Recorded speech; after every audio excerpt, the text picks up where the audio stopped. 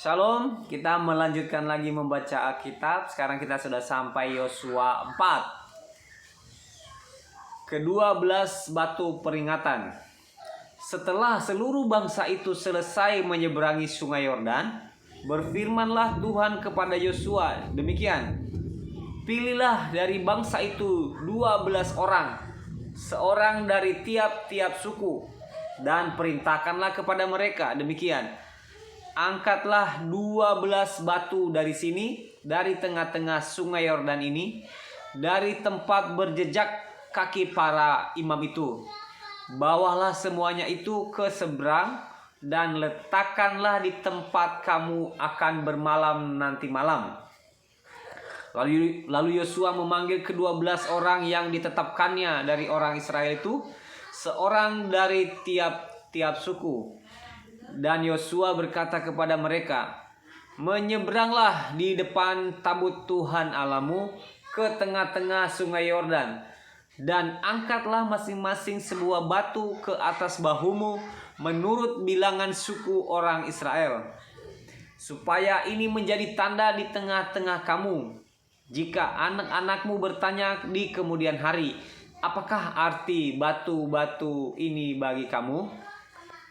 Maka haruslah kamu katakan kepada mereka bahwa air sungai Yordan terputus di depan tabut perjanjian Tuhan. Ketika tabut itu menyeberangi sungai Yordan, air sungai Yordan itu terputus. Sebab itu, batu-batu ini akan menjadi tanda peringatan bagi orang Israel untuk selama-lamanya. Maka orang Israel itu melakukan seperti yang diperintahkan Yosua. Mereka mengangkat 12 batu dari tengah-tengah sungai Yordan, seperti yang difirmankan Tuhan kepada Yosua, menurut jumlah suku Israel. Semuanya itu dibawa merekalah ke seberang, ke tempat bermalam, dan diletakkan di situ. Pula Yosua menegakkan 12 batu di tengah-tengah sungai Yordan itu, di tempat bekas berjejak kaki para imam pengangkat tabut perjanjian itu. Batu-batu itu masih ada di sana sampai sekarang. Para imam pengangkat tabut itu tinggal berdiri di tengah-tengah sungai Yordan sampai selesai dilakukan segala yang diperintahkan Tuhan kepada Yosua untuk disampaikan kepada bangsa itu, sesuai dengan segala yang diperintahkan Musa kepada Yosua. Maka menyeberanglah bangsa itu dengan cepat-cepat. Ketika seluruh bangsa itu selesai menyeberang, maka menyeberanglah tabut Tuhan itu serta para imam di depan mata bangsa itu.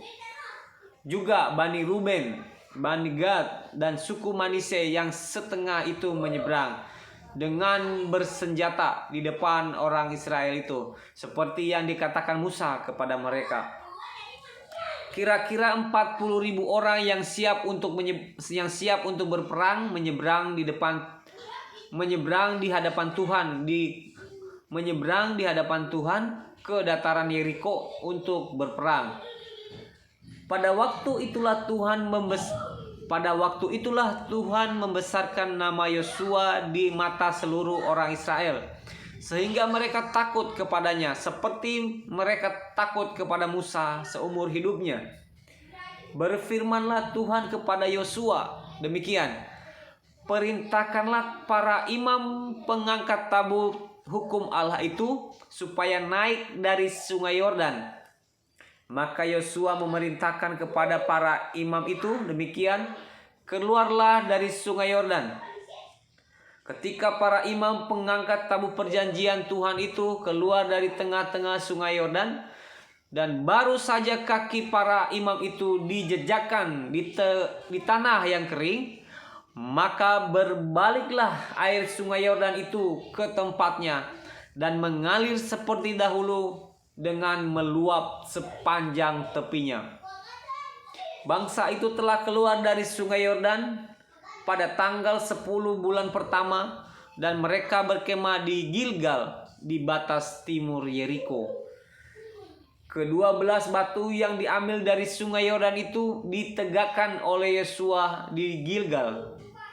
Dan berkatalah ia kepada orang Israel demikian, apabila di kemudian hari anak-anakmu bertanya kepada ayahnya, apakah arti batu-batu ini?